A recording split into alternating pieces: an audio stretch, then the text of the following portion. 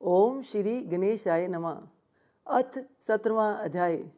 इसी कथा में एकादशी के व्रत का मातम्य भी बताया गया है। सबसे पहले करते हैं भगवत नाम की माला। श्रीमन नारायण नारायण हरि हरि, भजमन नारायण नारायण हरि हरि, तेरी लीला सबसे न्यारी न्यारी हरि हरि। बोल सांचे दरबार की जय। अथ 17वां अध्याय। नैमिषारण्य तीर्थ में सूत जी ऋषियों से कहने लगे कि अब मोक्ष के देने वाले सब व्रतों में उत्तम एकादशी के व्रत का मातम्य सुनो। एकादशी तिथि चाहे कृष्ण पक्ष की हो अथवा शुक्ल पक्ष की, उस दिन अन्न नहीं खाना चाहिए। एकादशी के दिन खाया हुआ अन्न पाप भक्षण के समान है। एकादशी का व्रत माता के समान व्रती की रक्षा करता है। दशमी तथा द्वादशी को भी एक समय भोजन करना चाहिए। नारद जी कहते हैं कि गंगा के समान तीर्थ नहीं, माता के समान गुरु नहीं, विष्णु के समान देव नहीं, अन्न ना खाने के समान तप नहीं, तथा शांति के समान संसार में कोई सुख नहीं। सत्य के समान ज्योति नहीं, कार्तिक के समान मास नहीं, ज्ञान के समान लाभ नहीं, तथा एकादशी के समान व्रत नहीं। व्रत करने वाला प्रातःकाल उठकर भगवान का पूजन करे, पुराणों की कथा सुने तथा रात्रि को जागरण करे। हे राजन, अब एक इतिहास सुनो। नर्मदा नदी के तट पर अत्यंत शोभायमान गालव ऋषि का आश्रम था। उनका भद्रशील नाम का विष्णु का परम भक्त एक पुत्र था। वह बालक अपने साथियों के साथ भगवान की मूर्ति बनाकर पूजन करता था। साथ ही उन्हें उपदेश दिया करता था कि वे भी भगवान की पूजन करें तथा एकादशी का व्रत रखें। उपदेश सुनकर बालक भी वैसा ही किया करते थे। अपने पुत्र के चरित्र को देखकर गालव ऋषि ने एक समय उनसे पूछा, हे भद्रशील, तुम हर समय भगवान विष्णु जी की पूजा अर्चना में लगे रहते हो, तो यह उपदेश तुमको किसने दिया है? यह बात सुनकर भद्रशील बोला, हे पिताजी, मैं पूर्व जन्म का वृतांत सुनाता हूँ। पहले जन्म में मेरा जन्म चंद्र वंश में हुआ था। उस समय मेरा नाम धम कीर्ति था। दत्तात्रेय जी से मैंने शिक्षा दीक्षा ग्रहण की थी।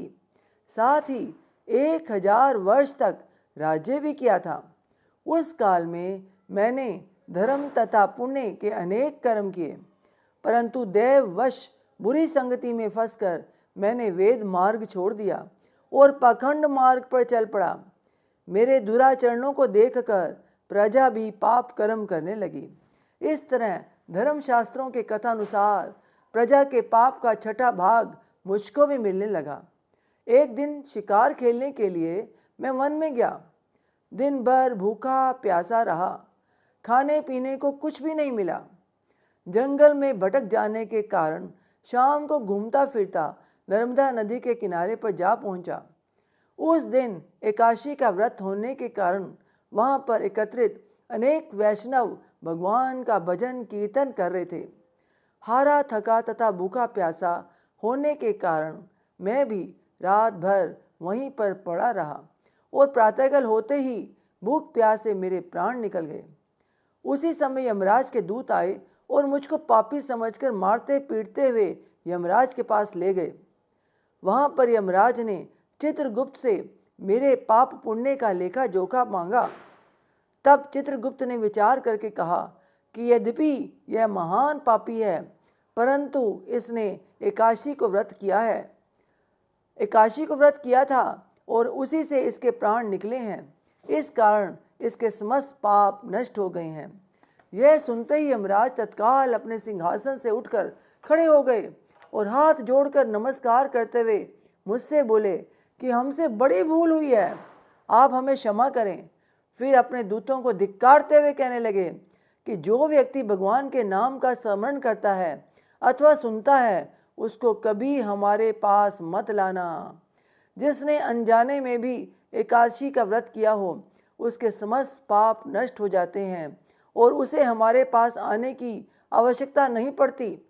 इसके बाद यमराज ने मेरा पूजन किया और फिर मुझे सुंदर विमान में बिठाकर विष्णु जी के लोक को भेज दिया। हजारों वर्ष इंद्रलोक तथा विष्णु जी के लोक में रहने के बाद अब फिर मैंने यहाँ पर जन्म लिया है। जो कोई इस कथा को सुनता अथवा सुनाता है उसके समस्त पाप समूह नष्ट हो जाते हैं। बोल सांचे दरबार की जय। इति श्री 17वां अध्याय। ओम तत्सत।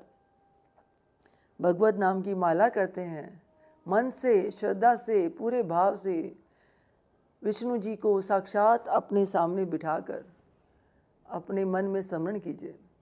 श्रीमन नारायण नारायण हरि हरि, भजमन नारायण नारायण हरि हरि, तेरी लीला सबसे न्यारी न्यारी हरि हरि। श्रीमन नारायण नारायण हरि हरि। ओम नमो भगवते वासुदेवाय, ओम नमो भगवते वासुदेवाय, ओम नमो भगवते वासुदेवाय। बोल सांचे दरबार की जय। जयकारा शेरां वाली दा। बोल सांचे दरबार की जय। जयकारे वाले नु मिठिया मुरादा। बोल सांचे दरबार की जय। हे ईश्वर, आपकी पूजा अर्चना करने में मुझसे कोई गलती हो गई हो, मुझसे उच्चारण करने में कोई गलती हो गई हो तो मैं क्षमा प्रार्थी हूँ, मुझे क्षमा कीजिए। अपनी कृपा भरी दृष्टि हमेशा हम सब पे बनाए रखिए। अपना आशीर्वाद भरा हाथ हमेशा हम सब पे रखिए। बोल सांचे दरबार की जय। जयकारा शेरां वाली दा। बोल सांचे दरबार की जय। जय माता दी, जय माता दी।